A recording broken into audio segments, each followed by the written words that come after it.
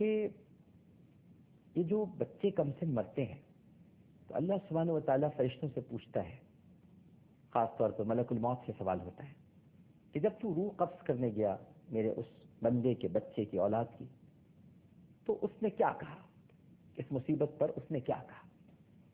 اب یہ جو سوالات ہوتے ہیں نا ناظرین کرام، اس کا یہ مطلب نہیں ہوتا کہ اللہ تعالیٰ معاذ اللہ علیم نہیں ہے، جانتا نہیں، ڈیوٹی ہے ملک الموت کو تو بتانا ہے، پوچھا جا رہا ہے، اللہ تو سب جانتا ہے، لیکن ہماری تعلیم کے لیے پوچھا کہ میرے بندے نے کیا کہا۔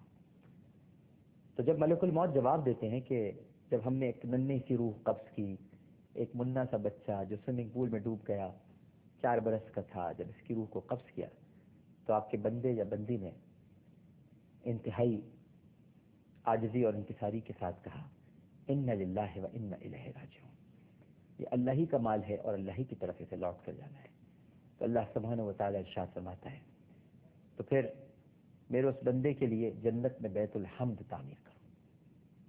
یہ نہیں مراد آبادی صاحب اس حدیث کا حوالہ دیتے ہیں، بیت الحمد تعمیر کرو جہاں پر اس کا بچہ قیام پذیر ہوگا، اور جب یہ بندہ یا بندی روز حشر لائے جائیں گے تو انہیں بیت الحمد میں اس بچے کے ساتھ رکھا جائے گا۔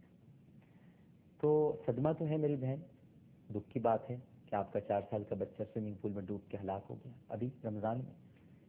تو ایک تو رمضان مبارک میں اس کا انتقال ہوا، دوسرا آپ کے لیے اجر اور ثواب کا سبب بنا، لیکن آپ اپنے آپ کو گنہگار نہیں کہیں۔ یہ مت کہیں کہ ہماری کسی گناہ کی سزا ہے جو ہمارے رب نے، اللہ تعالیٰ ظلم نہیں کرتا میری بہن، معاذ اللہ، ظلم ہم کرتے ہیں اپنے نفس پر، اپنی جانوں پر ظلم کرنے والے ہم ہیں۔ جبھی تو ہمیں دعا سکھائی ہے، تعلیم دی ہے، ہر وقت ہمیں یہ دعا پڑھنی چاہیے، ربنا ظلمنا انفسنا وان لم تغفر لنا وترحمنا لنکونن من الخاسرین۔ السلام علیکم۔ السلام علیکم۔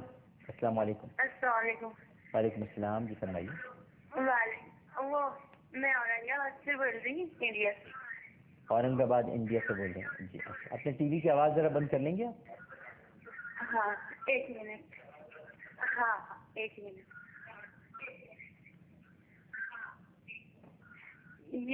میں یہ پوچھنا چاہ رہی تھی کہ آپ اتنا ڈیٹیل اتنا اچھا بتاتے سب، وہ آپ اپنے ٹی وی کی آواز بند نہیں کر رہے میرے، اور وہ صحیح طریقے سے دماغ میں بات آتی۔ جی جی فرمائیے۔ میوٹ کر دی میں نے۔ اچھا وہ دکھ رہے ہیں میرے آواز میں، وہ میوٹ تو نہیں کیا آپ نے، لیکن خیر وہ تھوڑا سا نا پردے کے مطلب نقاب جو رہتا ہے نا، گوشہ پردہ، تو وہ پوچھنے کا تھا، وہ ذرا ڈیٹیل میں بتائیے، وہ تو زیادہ اچھا رہے گا۔ چلیے ٹھیک ہے، بالکل صحیح ہے، انشاءاللہ اچھی بات آپ نے کی ہے۔ تو انشاءاللہ ہم کل جب ہماری ٹرانسمیشن ہوگی اور یہ پروگرام آپ انشاءاللہ جب دیکھیں گے تو کچھ حجاب پر گفتگو کریں گے، حجاب کیا ہے، اور دنیا کی ہر چیز اللہ تعالیٰ نے جو خوبصورت ہے اسے چھپا کے رکھا ہے۔ دیکھیے، سیپ بہت عرصے تک انتظار کرتی ہے کہ پانی کا کوئی قطرہ اس کے دامن میں کچھ دیر کے لیے پناہ لے، اور پھر وہ اس کی پرورش کرتی ہے۔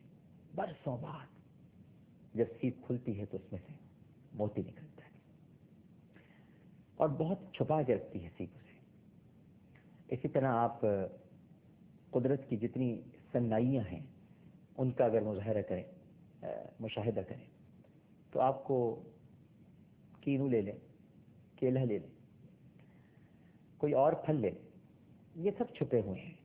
انار لے لیں، انار تو جنت کے پھلوں میں سے پھل ہے، انار لے لیجیے کہ اس کے دانے اس کے اندر چھپے ہوئے ہوتے ہیں۔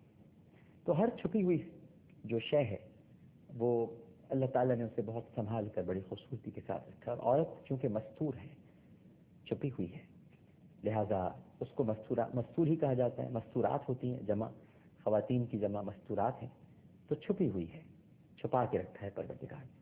لہذا وہ حجاب ایک دین کا لازمی جز تو ہے، میں تو کہتا ہوں کہ انسانی اقدار کو سنبھالے رکھنے کا بھی ایک بہت اہم ذریعہ ہے۔ تو اس پر ضرور گفتگو کریں گے انشاءاللہ. فی الوقت پروگرام کا وقت اختتام کو پہنچتا ہے. آپ سب کا بہت بہت شکریہ جنہوں نے کالز کی, اور انشاءاللہ بشرط حیات اور حالات کل اسی وقت اسی پروگرام کے ساتھ دوبارہ حاضر ہوں گے. اپنا بہت خیال رکھیے گا. اللہ حافظ.